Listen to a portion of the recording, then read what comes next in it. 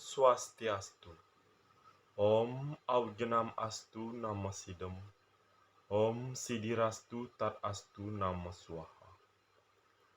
Halo, selamat pagi anak-anak. Apa kabar hari ini? Semoga dalam keadaan sehat. Pada kesempatan pagi hari ini kita akan belajar tentang contoh-contoh catur pramana.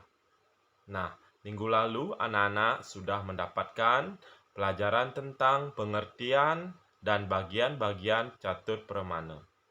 Nah, sekarang kita akan membahas tentang contoh-contoh catur pramana. Nah, yang pertama kita akan membahas contoh pratyaksa pramana. Nah, contoh pengamatan nirwikalpa pratyaksa ialah pengamatan yang tidak ditentukan, yaitu mengamati sesuatu tanpa mengetahui volume, berat, warna, dan jenis dari objek yang diamati. Bisa jadi karena salah memberikan sifat, maka pengetahuan itu menjadi semu. Misalnya, melihat seutas tali bisa dilihat sebagai ular. Karena salah memberikan sifat pada tali tersebut, jadi ular seperti tali atau tali seperti ular.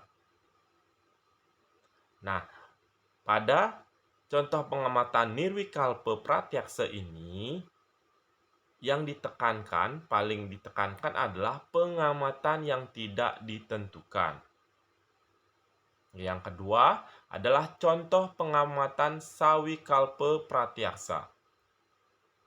Pengamatan yang ditentukan atau dibeda-bedakan, yaitu mengamati suatu objek yang menjadikan kita tahu dan mengerti secara betul tentang sasaran objek yang diamati, baik ukurannya, sifatnya, maupun jenisnya.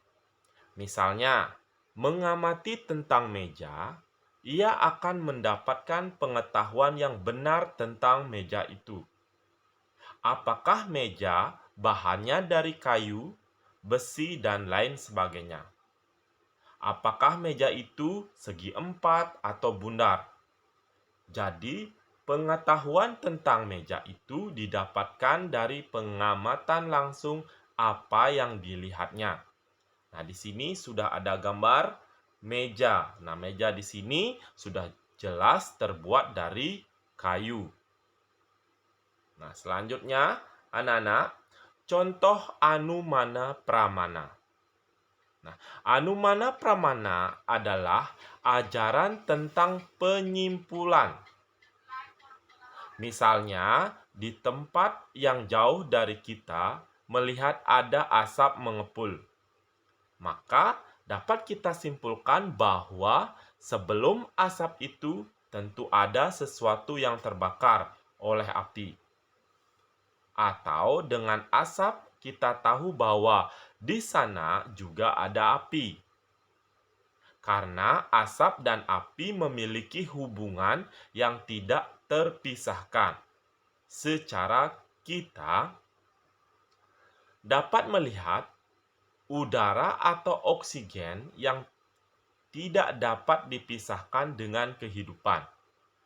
Bila kemudian kita melihat makhluk dapat hidup di dalam air seperti tumbuh-tumbuhan atau plankton, maka dapat disimpulkan bahwa di dalam air itu tentu ada udara.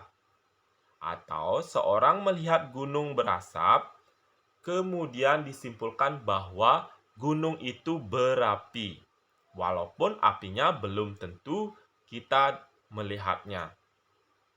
Cara menyusun anumana itu sebagai berikut. Gunung itu berapi sebab itu berasap.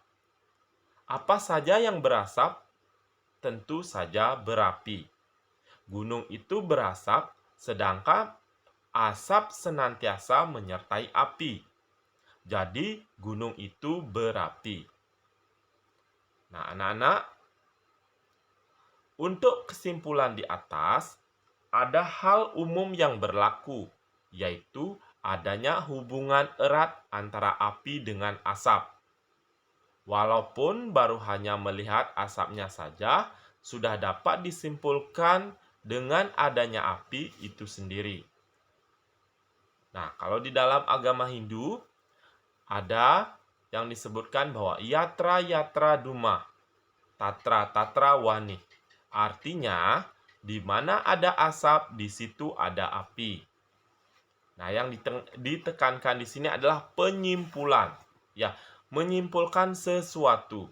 Nah, di sini sudah ada gambar gunung yang berisi dengan asap. Nah, sampai di situ, apakah anak-anak sudah mengerti? Nah, kalau begitu, Pak Guru akan lanjutkan kembali ke nomor 3. Contoh upamana pramana. Upamana pramana adalah cara mendapatkan pengetahuan yang benar berdasarkan perbandingan antara nama dan objek. Misalkan, orang telah tahu binatang kucing. Bila ingin memberikan pengetahuan tentang rupa harimau, akan dapat dibandingkan dengan binatang kucing. Nah, contohnya, misalnya seorang anak diberitahu bahwa ibunya bahwa binatang yang namanya komodo itu rupa dan bentuknya mirip dengan biawak, tetapi lebih besar. Bahkan bisa sebesar seekor buaya. Dalam hal ini, si anak sudah mengetahui binatang yang rupanya buaya dan biawak, maka ketika si anak pergi ke kebun binatang dan melihat seekor binatang sebesar buaya yang rupa dan bentuknya mirip dengan biawak, ia segera menyimpulkan bahwa binatang tersebut adalah binatang komodo. Seperti yang dikatakan ibunya, jadi dalam hal ini, si anak mencoba membandingkan kenyataan yang dilihatnya atau diamatinya dengan apa yang telah didengarnya, disertai tambahan keterangan tentang rupa yang bermiripan dengan biawak, serta besarnya yang sebanding dengan seekor buaya. Nah, atau dengan contoh lain, sebuah almari yang sangat indah dibuat oleh tukang kayu, yaitu orang yang mempunyai kemampuan dan daya cipta untuk membuat sebuah almari yang bagus, dan kita berpikir lagi bahwa almari dibuat dari kayu dan kayu berasal dari pohon. Manusia mempunyai otak, berpikir dengan akalnya.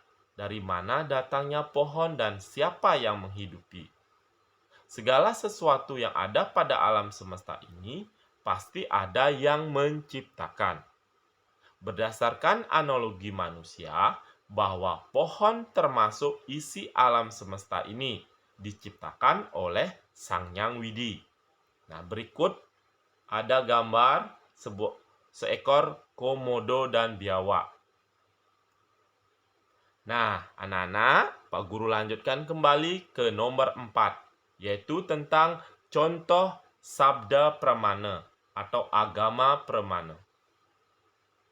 Kesaksian dari orang suci yang dapat dipercaya yang dinyatakan dalam kata-katanya dan dari kitab suci Weda sebagai wahyu dari Tuhan. Nah, cerita-cerita itu dipercaya dan diyakini karena kesucian batin dan keluhuran budi dari para maharsi itu. Apa yang diucapkan atau diceritakan menjadi pengetahuan bagi pendengarnya. Nah, itulah tadi contoh-contoh dari bagian catur pramana. Nah, anak-anak, demikian penjelasan Pak Guru untuk hari ini. Sampai jumpa di pembelajaran berikutnya.